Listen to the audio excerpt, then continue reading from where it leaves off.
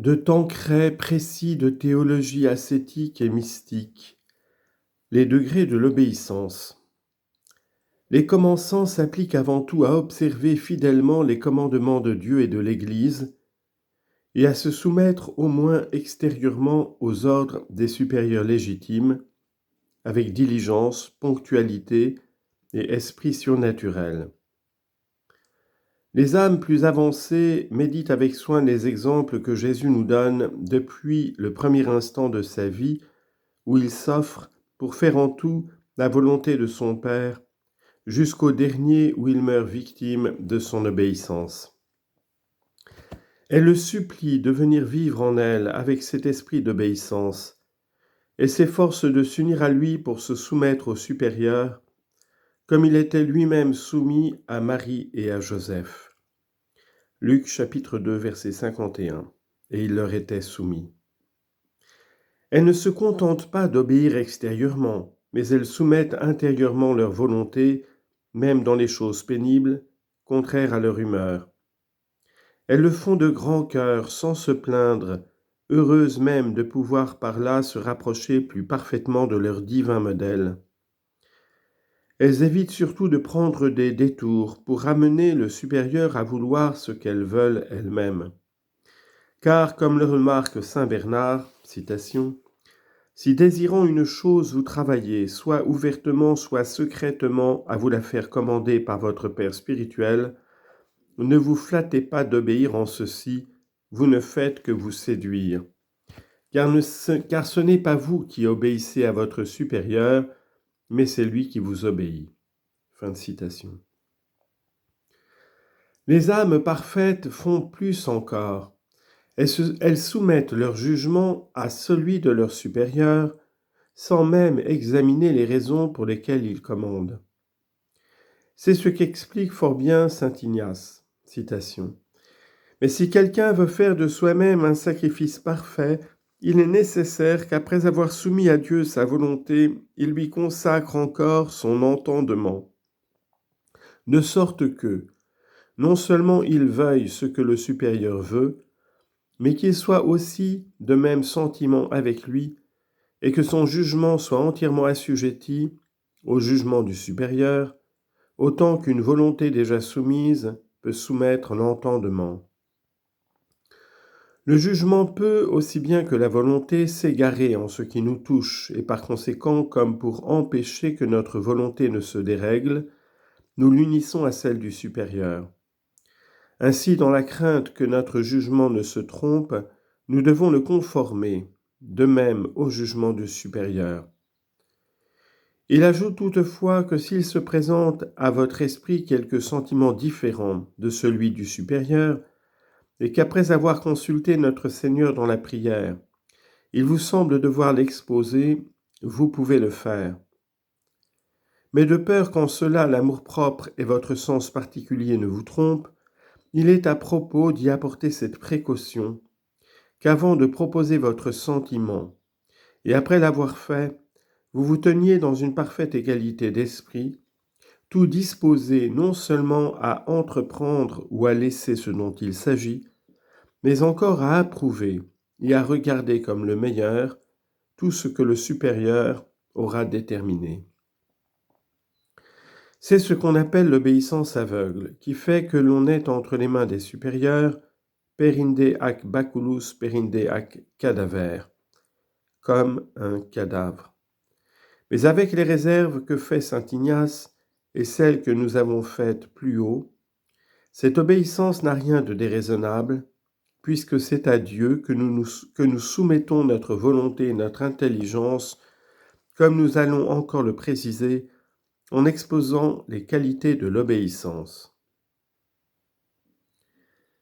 Les qualités de l'obéissance.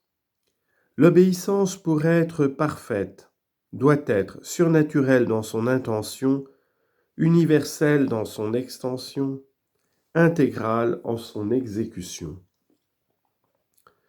Surnaturelle dans son intention, ce qui veut dire que nous devons avoir Dieu lui-même ou Jésus-Christ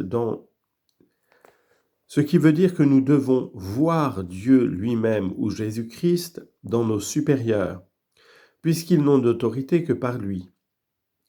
Rien ne rend l'obéissance plus facile, car qui voudrait refuser d'obéir à Dieu? C'est bien ce que commande saint Paul aux serviteurs: obéissez à vos maîtres avec respect et crainte dans la simplicité de votre cœur, comme au Christ, ne faisant pas seulement le service sous leurs yeux, mais comme pour plaire aux hommes, mais en serviteurs du Christ, qui font de bon cœur la volonté de Dieu. Éphésiens chapitre 6, versets 5 à 9.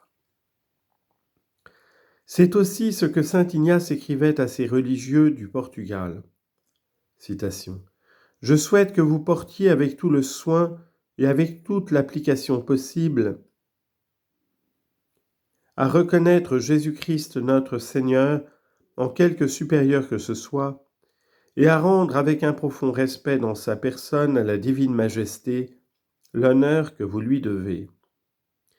Ainsi qu'ils ne considèrent jamais la personne même à qui ils obéissent, mais qu'ils voient en elle Jésus-Christ notre Seigneur, en considération duquel ils obéissent.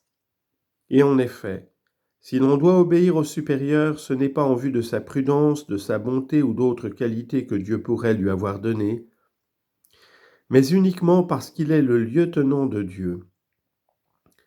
Que si au contraire il paraissait avoir moins de prudence et de sagesse, ce n'est pas une raison de lui obéir avec moins d'exactitude, puisqu'en sa qualité de supérieur, il représente la personne de celui dont la sagesse est infaillible et qui suppléera par lui-même à tout ce qui pourrait manquer à son ministre, soit de vertu, soit d'autres bonnes qualités. » Fin de citation.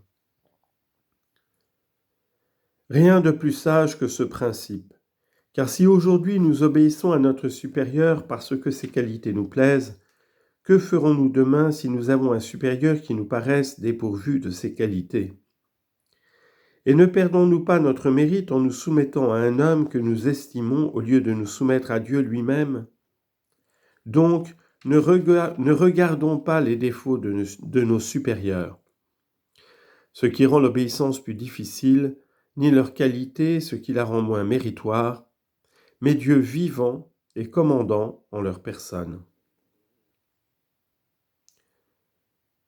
Universel. Dans son extension, en ce sens que nous devons obéir à tous les ordres du supérieur légitime lorsqu'il commande légitimement.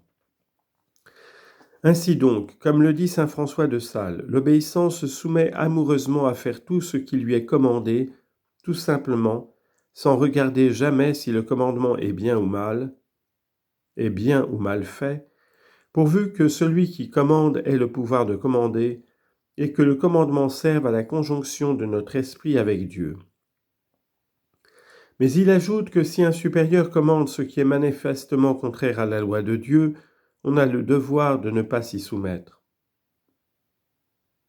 Une telle obéissance, nous dit saint Thomas, serait indiscrète. En dehors de ce cas, le vrai obéissant ne s'égare pas, même si le supérieur se trompe, et commande des choses moins bonnes que celles qu'on désire faire. Alors en effet, Dieu à qui l'on obéit et qui voit le fond des cœurs, récompense l'obéissance en assurant le succès de ce qu'elle entreprend. Le vrai obéissant, dit saint François de Sales en commentant la parole, vir obediens loquetur victorias, demeurera vainqueur en toutes les difficultés parmi lesquelles il sera porté par obéissance, et sortira à son honneur des chemins dans lesquels il entrera par obéissance, pour dangereux qu'il puisse être.